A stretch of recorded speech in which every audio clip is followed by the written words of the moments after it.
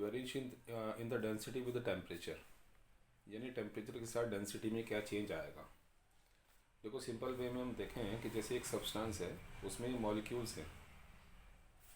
Okay, तो जैसे मैं देख रहा हूँ 1 2 3 मॉलिक्यूल्स हैं, मान ली इतने डिस्टेंस पर है। इन तीनों को मैं ऐसे कर दूँ तो आप देखो सब्सटेंस भी पूरा ही है, मॉलिक्यूल भी 3 ही है। पहले वो 1 2 3 ऐसे थे, अब 1 2 3 ऐसे हो गए। तो मैं नोटिस कर रहा हूँ कि पहले 3 जो थे इतने वॉल्यूम में थे, अब ये 3 इतने वॉल्यूम में हैं, और density is equal to mass per unit volume है। इस केस में वॉल्यूम कम हो गया, डेंसिटी बढ़ गई होगी। यानी कहने से मतलब ये हुआ कि किसी सब्सटेंस में अगर मॉलिक्यूल्स एक दूसरे के क्लोज़र आ रहे हैं तो डेंसिटी बढ़ रही है, और दूर जा रहे हैं तो डेंसिटी कम हो रही है। नाउ यू नो दैट कि टेम्परेचर अगर हम किसी भी सब्सटेंस का बढ़ाएंगे तो मॉलिक्यूल्स की काइनेटिक एनर्जी बढ़ेगी, उनके बीच का सेपरेशन बढ़ेगा, तो डेंसिटी रिड्यूस होगी 100%। बस यहाँ फार्मूला चेक कर रहे हैं हम लोग। देखो जैसे V1 with the volume of a solid कहते हैं, सब्सटेंस कहते हैं temperature T1, and V2 at temperature T2 greater than T1, तो डेल्टा T ये जाएगा। Now we know that V2 is equal to V1 1 plus gamma delta T, है ना, coefficient of cubic expansion. और वॉल्यूम की जगह mass upon density, mass same रखना, density तो अलग अलग होगी। ये आ गया, सॉल्व हो कितना आया। इसको अगर मैं पलटूंगा तो ये नीचे आ जाएगा, और इसको न्यूमरेटर पे लूँगा तो पावर -1 आएगी। ठीक है।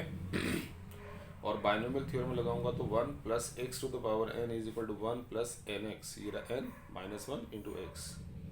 सॉल्व करके ये आ रहा। अब आप नोटिस करो, अगर मैं ब्रैकेट में मल्टीप्लाई करूँ इसे तो रो1 माइनस इतना आएगा, तो रो1 यानी इनिशियल डेंसिटी में से माइनस हो रही वैल्यू, तो इसका मतलब रो2 की वैल्यू रो1 से कम है। That means density decreases on increasing the temperature. तो पता तो हमें पहले था, लेकिन ये फॉर्मूले से हमें कन्फर्म हो गया कि how do we know the final density. Then density रो2 इज इक्वल टू रो1 1 minus gamma delta T, and you know what is gamma, coefficient of cubic expansion हो गया, delta T change in temperature हो गया। ठीक है। एक topic ये आता है अनोमलस बिहेवियर ऑफ एक्सपेंशन और expansion of water. Anomalous behaviour कह दो या एक्सपेंशन कह दो ऑफ वाटर, ठीक है ना। क्या अनोमलस बिहेवियर है? देखो यू नो दैट कि जितने भी लिक्विड हैं उनको अगर आप गर्म करते हो तो वो एक्सपेंड होते हैं, ठंडा करते हो तो वो श्रिंक होते हैं। और ठंडा करने पर जब वो श्रिंक होंगे यानी मॉलिक्यूल्स क्लोज आना शुरू होंगे तो डेंसिटी बढ़ेगी, वॉल्यूम कम होगा। मैं रिपीट कर रहा हूँ कि जनरली ऑल द लिक्विड्स जो होते हैं उनको अगर हम ठंडा करते हैं तो डेंसिटी उनकी बढ़ती है और वॉल्यूम उनका कम होता है। लेकिन इन केस ऑफ वाटर, है ना, लिखा ना मैंने, generally all liquids had a tendency to shrink on cooling, that is on cooling their density increases and volume decreases.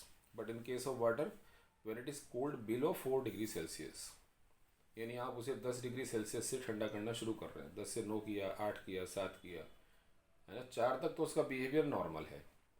4 degree Celsius से जब नीचे उसका टेम्परेचर करना शुरू करते हो आप, है ना, then density of water reduce होना शुरू होती है बढ़ने की जगह, एंड वॉल्यूम इंक्रीज होना शुरू होता है कम होने की जगह।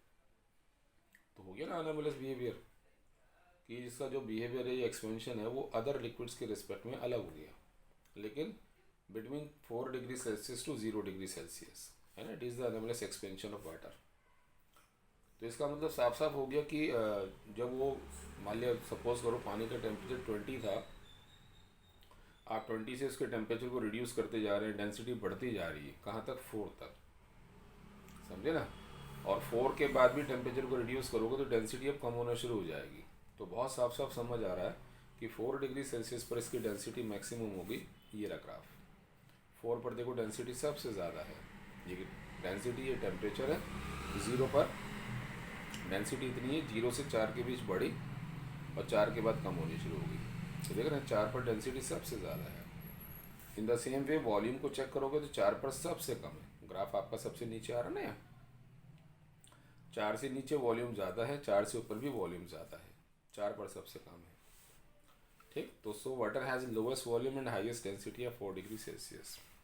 अब इसमें क्वेश्चन ये बनता है कि जैसे जो लेक्स होती हैं कोल्ड रीजन में, तो विंटर में क्या होता है, लेक्स अक्सर फ्रीज हो जाती हैं, लेकिन लेक के फ्रीज होने के बावजूद भी उसके अंदर जो एक्वेटिक एनिमल्स हैं वो सर्वाइव करते हैं। तो क्वेश्चन पुट अप हुआ कि ऐसे कैसे, जब लेक फ्रीज हो गई तो कैसे बचे हुए अंदर वो। समझो, देखो हम कहते हैं ये सराउंडिंग का टेम्परेचर डाउन जा रहा है। मान लिया सराउंडिंग का टेम्परेचर 15 था और 15 से विंटर आई, 15 से कम होते होते वो 4 पर आ गया। अब यू नो दैट जब ये 4 डिग्री सेल्सियस सराउंडिंग का होगा तो ऊपर की जो रीजन होगा पानी का, इसका टेम्परेचर पहले 4 होगा, नीचे का नहीं होने का। जब इसका टेम्परेचर 4 डिग्री सेल्सियस होगा यहाँ तक, यहाँ तक, यहाँ तक, यहाँ तक, कहीं ना कहीं तक, तो उस रीजन की डेंसिटी हो जाएगी ज़्यादा क्योंकि 4 पर डेंसिटी सबसे ज़्यादा है। डेंसिटी ज़्यादा होने का मतलब पानी भारी होगा तो नीचे बैठेगा और नीचे से कम डेंसिटी वाला वाटर ऊपर उठेगा।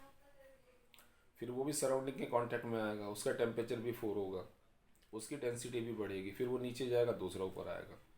धीरे धीरे प्रोसेस चलता रहेगा और पूरे लेक का जो वाटर है उसका टेम्परेचर कितना हो जाएगा, 4 डिग्री सेल्सियस। ठीक है। अब जब टेम्परेचर 4 से नीचे जाना शुरू होगा तो इस रीजन का टेम्परेचर मान लिया 3 रह गया, तो टेम्परेचर के कम होने पर डेंसिटी और बढ़ेगी नहीं, अब वाटर की क्या होगी, कम होगी।